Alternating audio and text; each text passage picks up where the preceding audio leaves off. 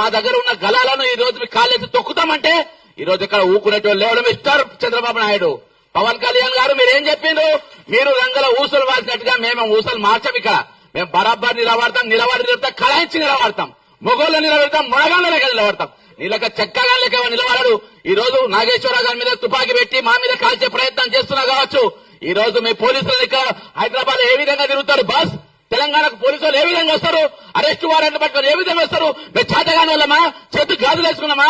Mister Revanth Reddy దగ్గర హోంశాఖ మంత్రి ఉన్నది, ఏ విధంగా నువ్వు అనుమతిస్తున్నావు? ఈ కాంచెలు వారెన్లతో ఆంధ్రకేర్ వాళ్ళ పోలీసులు వస్తే అరెస్ట్ చేసి లోపడేసి పడేయాలి, వాళ్ళని జైల్లో పెట్టాలి. ఎట్లెట్లు వస్తాయి? తమాషా చేస్తుండ్రా ఇక్కడ, తమాషా చేస్తుండ్రా ఇక్కడ. ఇదే ఆఖరి ఎఫ్ఐఆర్ కావాలి, ఇదే లాస్ట్ ఎఫ్ఐఆర్ కావాలి.